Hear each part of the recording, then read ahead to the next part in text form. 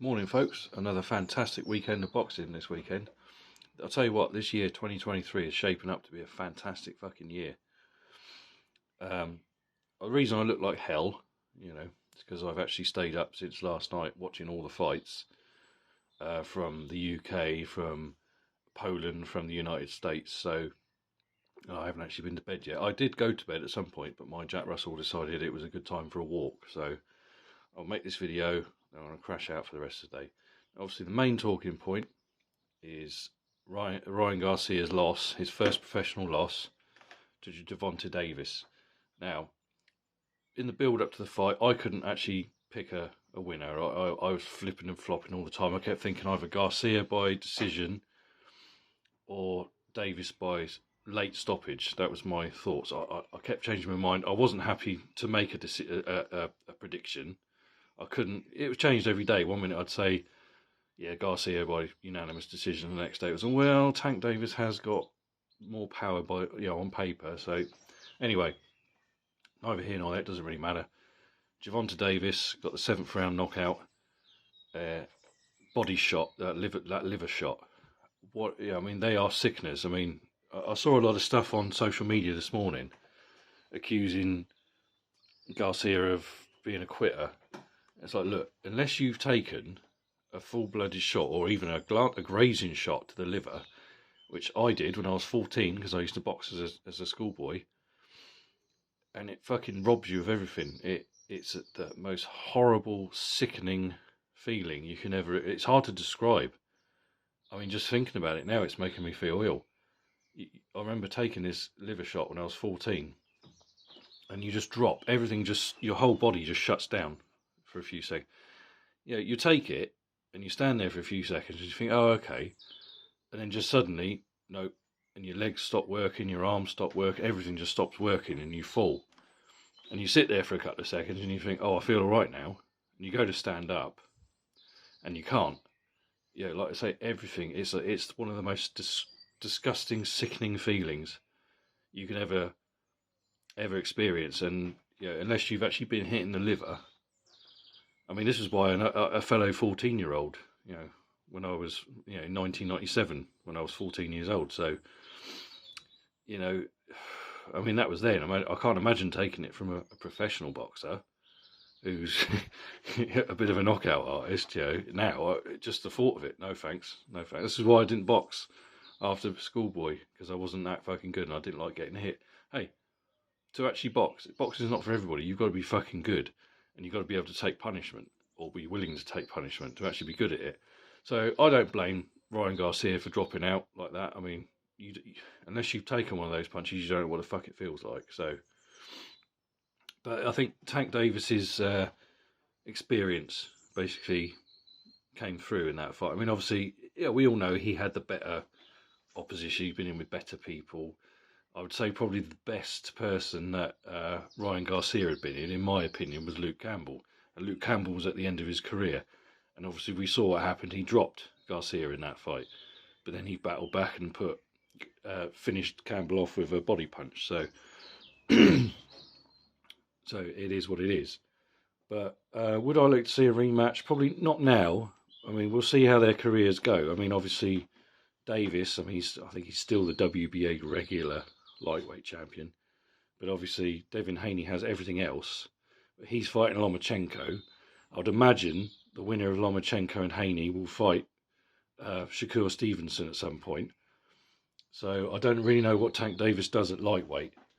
I'd like to see him fight any of those guys down the line. Excuse me. I'd like to see him fight any of those guys for lightweight. I mean, the lightweight division is the best division for pure talent at the moment, in my opinion. So, yeah, I'd be interested to see that. And the main support, David Morrell Jr., the WBA regular lightweight, excuse me. So you can tell I haven't had a sleep yet. Super middleweight champion. For me, so far, knockout of the year. With first round KO of Yamaguchi Falcao. Something like that. He's a Brazilian gentleman. Falcao. Yeah, that sounds right to me. I'm terrible. I'm an Englishman. We fuck people's names up. I'm terribly sorry. No offence. Any Brazilians watching this, no offence. But yeah, that was a pretty savage right hook. Even again, there's another one. It didn't look that bad at first in real time. When you see the replay, you think, oh, and the way Falcao dropped to on his face, you think, oh, yeah, that wasn't good. And he was down for a good while after that. So yeah, that's some scary power that Morel Jr.'s got.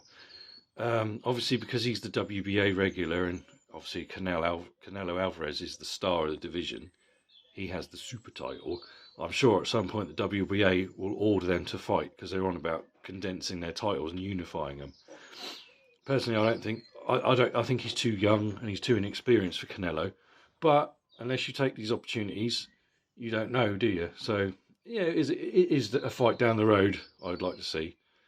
But yeah, and then obviously we skip over back to to the UK, and Joe Cordina regained his IBF super featherweight title that he never actually lost in the ring.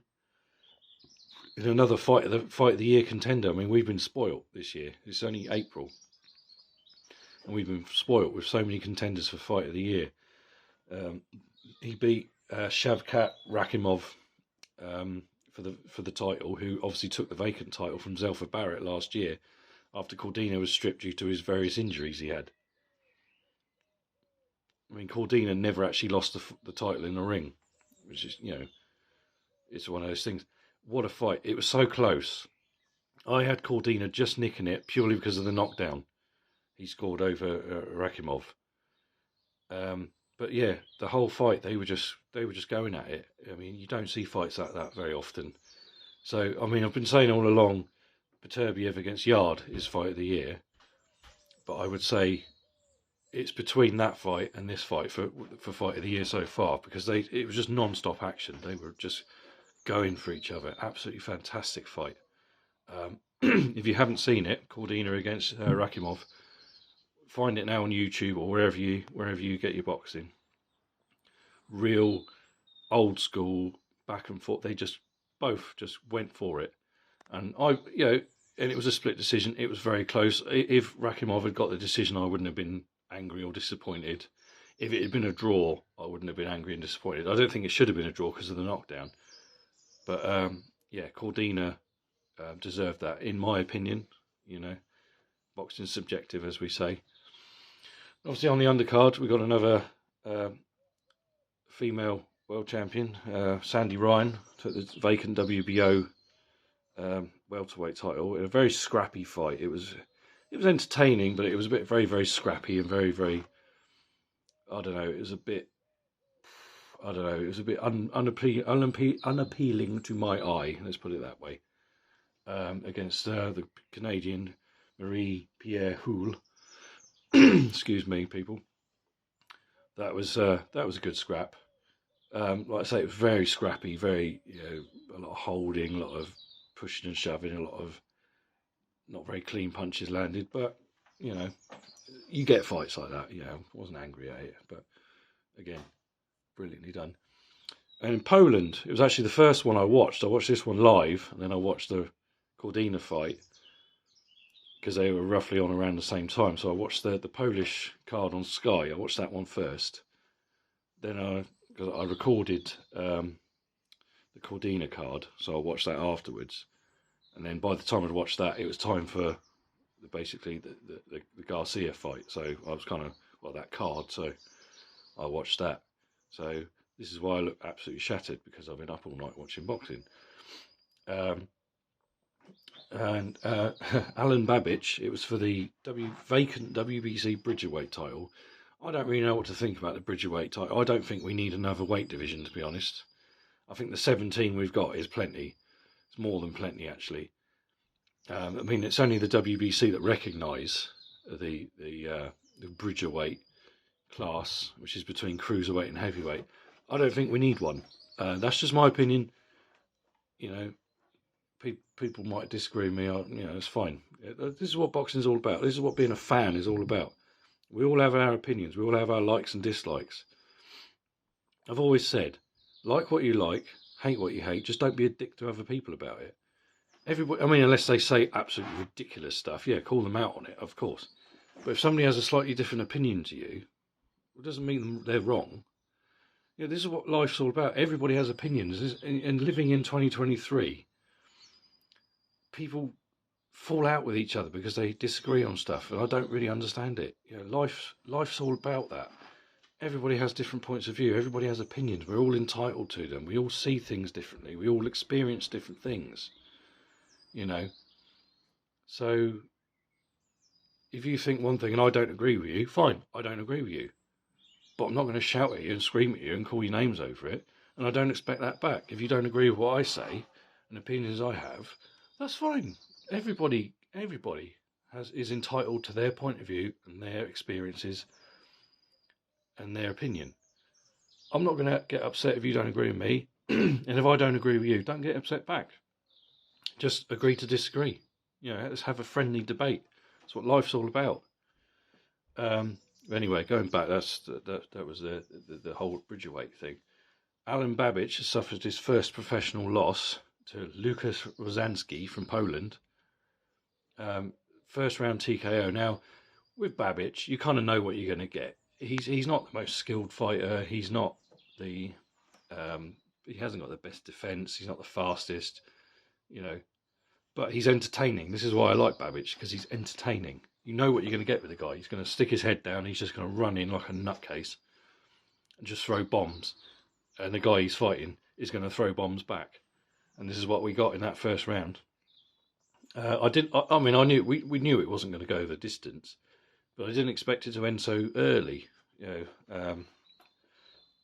When Babic got stopped, because he wasn't defending him. Okay, he wasn't like out cold or anything, but he wasn't defending himself. He got dropped. He got up. Rozanski was straight on him, just banging away, bang, bang, bang, bang, bang. They weren't all clean, but bang, bang, bang, bang, bang. And then the referee had no choice. Babic wasn't firing back. He wasn't really defending himself. What do you do? If you're a referee in that situation, what do? You can't just let that going, because the guy's not fighting. He's not fighting back. So, it was always going to happen with Babic. He was going to get in there with somebody who was a little bit more skillful or hit a little bit harder or whatever. And it was going to happen. The stoppage was going to happen. So, we'll see. In the build-up, Babic was very confident, as all boxers are. And he's been calling out Hrgović for quite some time, because obviously they're countrymen. I think I'd stay away from Hrgović if I was you, Mr. Babic, because I know arguably Hrgović probably deserved. A lot of people think he deserved to lose that fight against Zhang last year on the Joshua Usyk 2 undercard. I had it quite close, so whatever. It's another thing. It's all it's opinion. Everyone's got a different opinion, different outlook on it.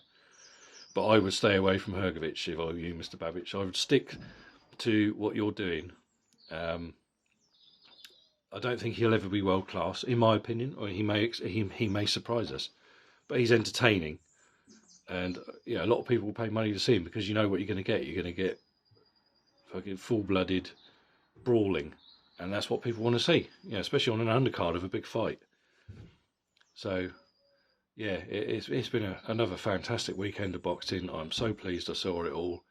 I hope you all enjoyed it. Thank you for listening to me. I love you all.